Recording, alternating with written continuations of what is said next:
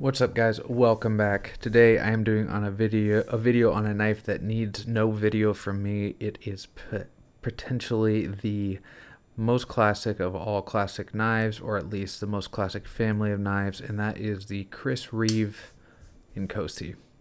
So if you're not familiar with Chris Reeve is the inventor of the integral lock, aka the frame lock. So he is an OG of OGs when it comes to the folding knives. He was a member of the Holy Trinity, what we called it back in the day, which was Chris Reeve, Rick Hinderer, and Mick Strider.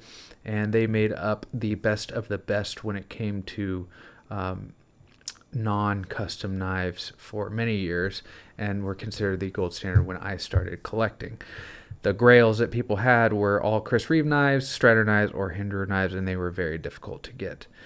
Today, they are much easier to get. They have upped the ability to manufacture them. That being said, they are still well worth it, and I truly believe that this knife is the gold standard for EDC, at least for me. Remember, all of these thoughts are my opinions, of course. So let's get into size comparisons. For reference, this is the large Inkosi.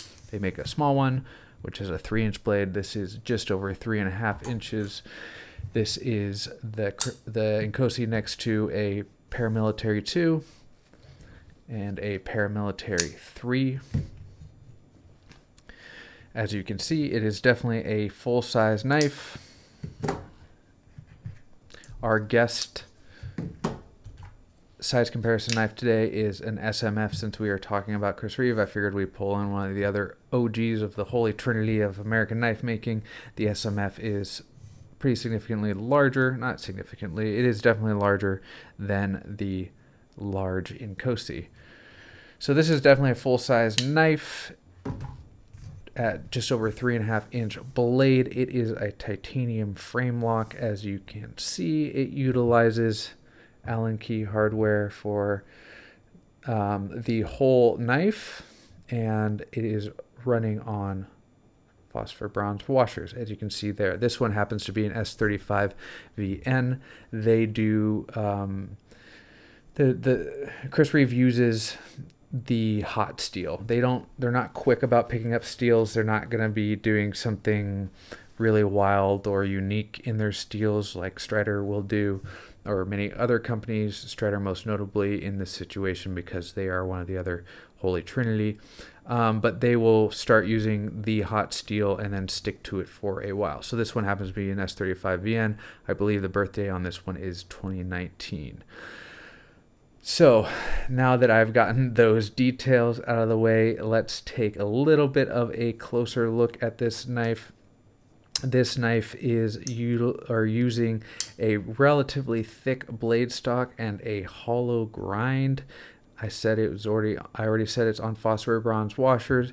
It also has the now classic Chris Reeve ceramic detent or ceramic lock bar interface, which means that they have a deeper lock bar lockup than mostly standard. They're usually sitting at least 60%, as you can see here. Some people hate that. They feel like the lock's being worn in. I think that makes the lock very satisfying when opening and makes it feel extremely secure. There is no knife out there that is a frame lock that feels more secure in the open position, in my opinion. It feels like it would be almost impossible to make that lock disengage. In fact, one of their marketing schemes or marketing phrases that they use at the Chris Reeve company is the strength of a fixed blade in a folder. And you know what? That's not true, because that just is not factually possible.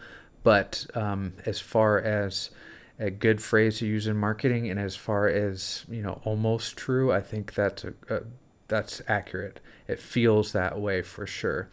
Now, this is the Inkosi, like I've said a bunch of times at this point. This looks a lot like the Sebenza. It is not the Sebenza. The Sebenza has a little bit thinner blade stock, and as well as some different hardware sizes and some slightly different shaping on the handle, specifically not these finger indents here. Interestingly enough, this model was not called the Inkosi. Originally, it was called the Sebenza 25. So this is actually kind of an iteration on the Sebenza. And speaking of iteration, I spoke about iteration in the Shiro video recently, saying that they are the masters of iteration, and that is true in the sense of they make small changes constantly. What Chris Reeve has done with their model of knife making, their business model of knife making, is that they have taken the same model and just updated it slightly intermittently over years and years, and that has led to a massively successful company, and a company that people complain about because they say that they are behind the times. Now, if you are someone that is very interested in flicking your knives constantly or having them, fly out, like on bearings or anything like that, Chris Reeve knives are not for you. These are especially just utilitarian knives. They are not a knife that is fun to just flick out constantly. In fact, at one point they said you shouldn't flick your knife out. I don't know if that's still what they say, but and they are hard to flick out. It's not a knife that's fun to flick out, but it's a knife that is fantastic to use and makes me believe and say that this is the gold standard of EDC knives.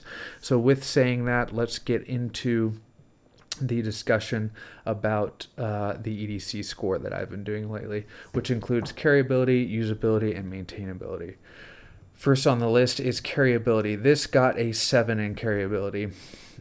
This knife is using one of their pocket clips. This is not the pocket clip that comes with the knife. They send these knives with a stamp pocket clip, but this is one that they sell aftermarket. But it is essentially the same functioning as the 2 points of contact that their stamp pocket clip has. And I think that it rides the perfect height in the pocket. This knife is relatively slender. It does not disappear in the pocket, but it does sit in your pocket in a very friendly manner. It does not take up too much real estate. With that being said, this knife is not particularly light for its size, but not incredibly heavy. It is coming in at exactly 5 ounces. And the reason that is because there is no milling on the inside. Chris Reeve does Chris Reeve, when making knives, they very much believe in the keep it simple, stupid, so they don't do things that they deem unnecessary, and they like to stick to the tough aspect of their knives.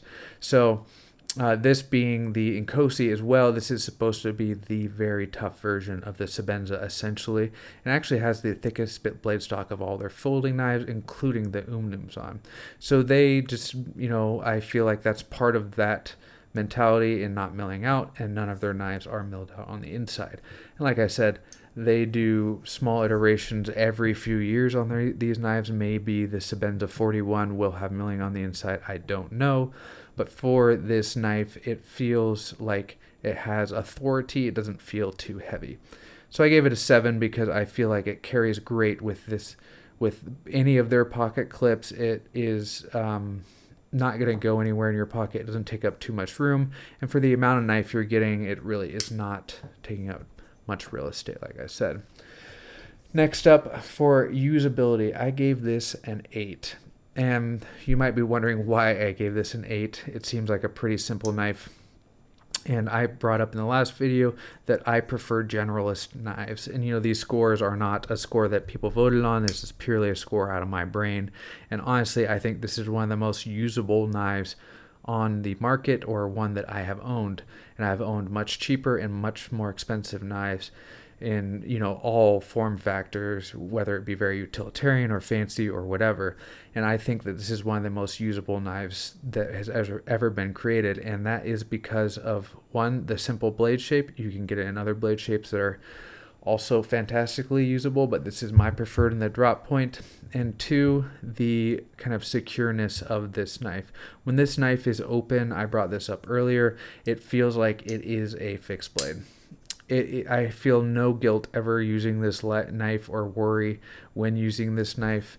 But that being said, the other knives that I have experienced that are like that are usually very big and bulky, and they're not good at fine slicing tasks. Because of the thickness of the blade stock on this knife and the well-heated, heat-treated S35 VM that this is, as well as the hollow grind, I feel like this performs excellently in slicing as well as harder cutting tasks. And because of the solidness of the knife, I feel zero guilt using it, hence me giving it the score of usability of an 8.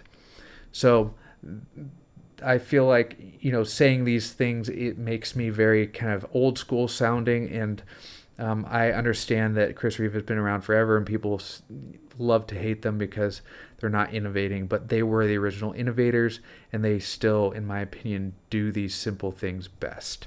That's why I brought this knife into the picture when I was reviewing the Ray Laconico, when it was simple made but too simple. Chris Reeve has mastered the ability to do simple and perfect. All of the edges are chamfered, feels great in the hand. It's not overly fancy at all. It's not fancy at all. It's just a utilitarian knife that feels great to use and doesn't feel cheap or disposable, but rather like a lifetime tool. Last up on my EDC scores, I have maintainability. And this one might give people, or people might disagree with this, but I gave this a maintainability of 9. I know what you're going to say. Well, it uses Allen keys, blah, blah, blah. It's on, it's a free spinning pivot, etc., etc. My argument for why I gave this a 9 is very straightforward, and that is because Chris Reeve provides all of the tools to you, as well as Loctite and grease, to be able to maintain this knife yourself. They want you to maintain the knife. They send you tools. They send you a cloth to clean it. They send you the grease. They send you the Loctite. It is the ultimate maintainability experience. All that being said as well, every screw, every piece on this is orderable from them. If you lose a body screw, you go on their website, you can order a body screw. I have a bunch in my drawer down here because I like having backups. If you lose a pivot screw or it strips out or whatever, you can order another pivot screw. Same with the washers. This knife is ultimately maintainable. Parts are readily available. No questions asked. You don't have to talk to someone's support. You just pay a couple bucks for a new part for this knife. It is meant to be maintained. The knife, the blade shape is easy to sharpen. It is truly the ultimate maintenance experience. The only way this could have a better score was if it had no maintenance at all, in my opinion. Now, that's not true for all the models of the Chris Reeve knives. We'll talk about a Sebenza in a later video. I love the Sebenza as well. It is not as maintainable as this because of the washers in that knife, but these washers are replaceable easily from Chris Reeve. They will send you new ones if you buy them. It's the ultimate maintenance experience, completely and utterly easy to do. They want you to do it. They even give you a diagram on how the knife is assembled, so if you screw it up, you can look at the diagram. So truly a EDC masterclass of a knife. This knife, it doesn't get much.